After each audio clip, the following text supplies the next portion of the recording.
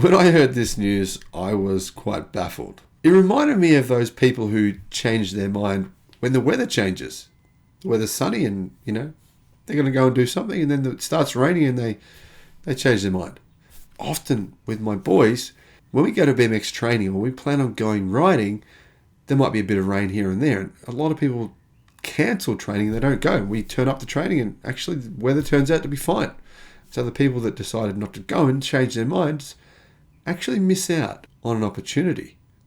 In fact, they miss out on a lot of opportunities simply because they change their mind.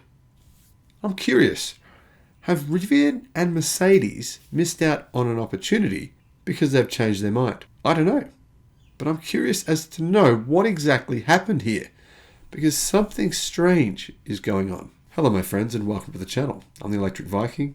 Great to see you. Welcome to all the new subscribers. Welcome back everyone else. Thank you for tuning in. And great to have so many new subscribers to the channel. Thank you for your support. It really does help support the channel and the algorithms to the channel as well. Tesla and Rivian a few months ago announced a joint venture project. They were going to make electric vans together. Now I think if they combine their powers, they could make something truly compelling. Realistically, Rivian's electric vehicle technology is good. I don't think it's world-beating, but it's good. Mercedes' electric vehicle technology in some of their cars is rubbish. That's true. Some of their cars is built on gasoline-powered vehicles, so they're disproportionately heavy, range is disproportionately low, price is disproportionately high. Just pointing out the facts here. I know some of you who love Mercedes-Benz are going to go, unsubscribe, hate you. You know what? I can't lie. Some Mercedes-Benz cars are very impressive. They're also pretty expensive. I actually think Rivian and Mercedes-Benz getting together and, helping to amortize the costs could have been a good strategy. If you think about it, right? What does Mercedes-Benz not do well? What have they not ever done well? It's a pretty big thing. Pickup trucks. In fact, they are abysmal at it. They even admit that themselves. I mean, what did they do when they wanted to make a pickup truck? They went and said to Nissan, Nissan, can we use your vehicle? Can we use it? We'll just rebadge it and call it a Mercedes pickup truck, right? So that's what they did. They made some bodywork changes. They changed a few things, stuff, suspension. Not much really. They changed a few things. And then people knew it was a Nissan Navara. They didn't really buy it. And it was a flop. It lasted for 2 years and then Mercedes completely pulled it from the market. They lost a lot of money on it. So there's some things that potentially I would have thought Mercedes could have potentially used that Rivian have. I mean, imagine if Mercedes actually had a Rivian-like electric pickup truck. The market would be enormous. I mean, there's so many people who just love the brand of Mercedes and they would have snapped those up immediately. And I'm sure Rivian could benefit from Mercedes, their ability to mass manufacture vehicles. However, it's all over. Rivian Automotive said it would prioritize near-term growth and opportunities to maximize value for the company, and it would pause its joint venture with Mercedes-Benz to build electric vans. We've decided to pause discussions with Mercedes-Benz vans regarding the memorandum of understanding we signed earlier this year for joint production of electric cars and vans in Europe, CEO RJ Scaringe said in a statement. As we evaluate growth opportunities, we pursue the best risk-adjusted returns on our capital investments. At this point in time, we believe focusing on our consumer business as well as our existing commercial business represent the most attractive near-term opportunities to maximize value for Rivian. Rivian confirmed it would no longer pursue the Memorandum of Understanding, which was signed in September 2022. I mean, that was only 2 months ago. Seems bizarre that you'd sign a Memorandum of Understanding and then 2 months later change your mind. I mean, General Motors did this with Nikola, right? Pretty similar. But the thing is, Nikola turned out to be a massive fraud. At the time, sure, yeah, now they're less fraudy these days, but they were very fraudy back then, weren't they? We all knew it, and General Motors still went and made that decision. That was truly bizarre. But hey, it made total sense that they woke up and pulled out of it. But here, there doesn't really seem to be a logical reason for why companies why both these companies 2 months later decided it wasn't going to work.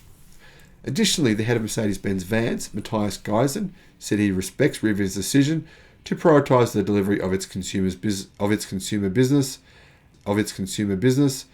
and existing commercial obligations. It's got a huge contract with Amazon Electric Vans, and I'm guessing that's what he was talking about.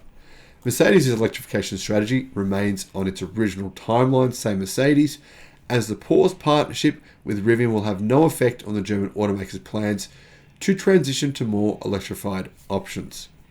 Rivian and Mercedes-Benz plan to develop the vehicles jointly, as it would allow the two companies to leverage shared investments, shared costs, and pursue operational synergies to rapidly scale electric van production. I personally think Mercedes still have a long way to go.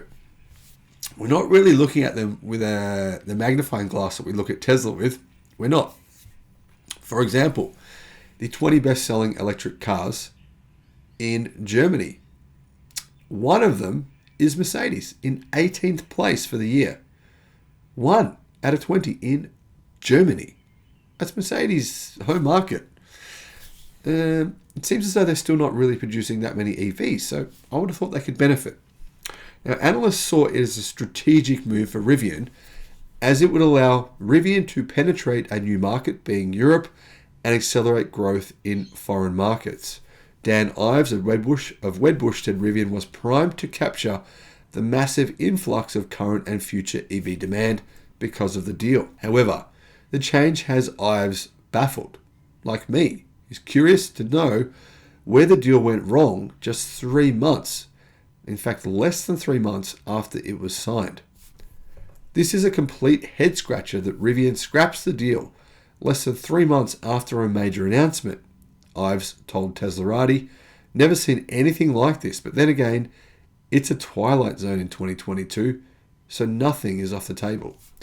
Teslarati said Rivian shares opened down more than 3% and were trading at US $26.46 at the time of publishing. However, since then, Rivian stock has dropped to US $25.58. Doesn't sound too bad, does it? But that's actually a decrease of 6.3% within the last 24 hours. So the market is not happy about this news. In fact, the market in general doesn't seem to be happy with Rivian at all this year. On the 16th of November, Rivian's stock price was sitting at $172. And I pray to the whatever gods you worship that you didn't buy the stock when it was at $172 US. I mean, then the stock fell very quickly to $123 US.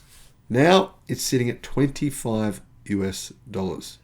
What's that? About 1/5 where it was at 1 year ago. Now, do Rivian make a good product? They do, absolutely. But the challenge, of course, is scaling. Building scale and making a profit from electric cars.